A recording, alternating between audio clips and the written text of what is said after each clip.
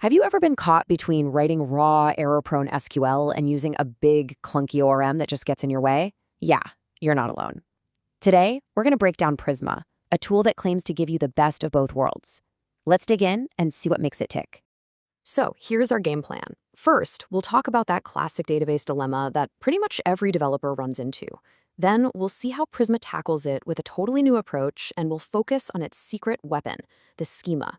After that, we'll see how it all works in practice, and we'll wrap up by helping you figure out if Prisma is the right tool for your next project. All right, let's set the stage a bit. When you're building anything that talks to a database, you're always playing this balancing act, right? It's a constant battle between moving fast and having complete control over what's happening under the hood. On one side of the ring, you've got raw SQL. And hey, it gives you absolute total control. You can write the most perfectly optimized queries imaginable. But the downside? Oh boy, it is so easy to make a typo and crash your whole application. And you get zero help from type safety to catch those little mistakes. Then, on the other side, you have the traditional ORMs. They're awesome for getting stuff done quickly, but all that magic they do can hide some really nasty performance problems. Like the dreaded N+1 query bomb. And don't even get me started on that headache when your database tables and your code objects just refuse to map to each other cleanly. And that exact struggle is where Prisma comes in. It's not just trying to be another ORM on the pile. It's really a different way of thinking about how we interact with our databases in the first place. So what is it exactly? Well, at its core, Prisma is a next-gen ORM for Node.js and TypeScript. But it's way more than just a tool to build queries. Think of it as a whole toolkit that gives you type-safe database access, an automated system for database migrations, and even a slick visual editor for your data. It really breaks down into three main pieces. First, you've got the Prisma Client. That's the auto-generated super type-safe part that you'll use in your application code. Then there's Prisma Migrate, which handles all the messy work of changing your database schema for you.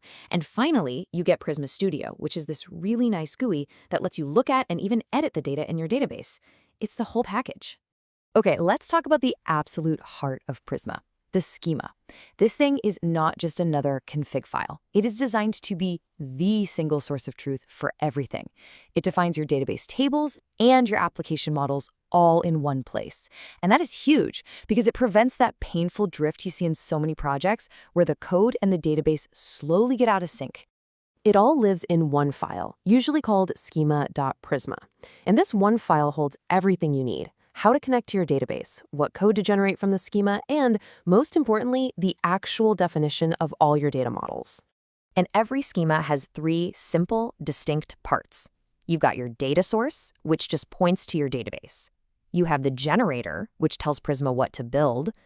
And then you have the data model, which is where you describe your tables and how they're all related. Let's look at each one real quick. First step is the data source. And as you can see, it's super straightforward. You just declare what database you're using, like Postgres here, and you give it the connection string. And notice this. It's using an environment variable for the URL. That is a massive best practice. It means you're not checking your database passwords into source control. Next, you've got the generator block. This little section is basically you giving instructions to Prisma. You're saying, hey, I want you to use the Prisma Client provider, which is just telling it to generate that fully type-safe client that's perfectly tailored to your data model. And now for the most powerful part, the data model itself. This is where you define what your database looks like using this really clean, intuitive language. A model user literally maps to a user's table. You define your fields like ID and email. You add special attributes like @ID to mark a primary key or @unique to add a constraint.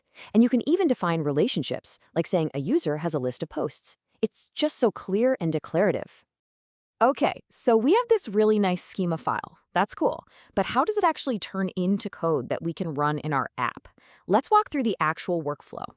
First, you need to get your database in sync with your schema. You just run one simple command, npx prisma migrate dev. What this does is pretty amazing. Prisma looks at your schema, compares it to what's in your database, and then automatically generates the SQL files needed to make any changes. It even runs them for you. It's that simple. So now your database matches your schema. The next step is to run npx prisma generate. This command reads your schema one last time and builds the Prisma Client, that custom type-safe library that lives in your Node modules folder and is built just for your data models. And this, right here, is the payoff. In your actual application code, you can write queries that look like this. And because the client was generated from your schema, your code editor knows everything. It knows Prisma.user is a thing. It knows it has a find many method. It even knows that you can include the related posts. You get incredible autocompletion and type checking that catches bugs before you even hit save. It's just a fantastic developer experience. Now, Prisma is obviously a really powerful tool, but let's be real, no tool is a silver bullet. So the big question is, should you use it for your projects? Well, Prisma really shines if you're building server-side applications like REST or GraphQL APIs, especially if you and your team really value type safety and a great developer experience. That schema file becomes amazing documentation. On the other hand, if you're in a situation where you need to handwrite every single SQL query for maximum performance, you might want to stick with a simpler query builder. And if you're looking for a no-code tool that just gives you an API out of the box, something like Supabase or Hasura might be more up your alley. So to wrap this all up, I'll just leave you with this one question to think about.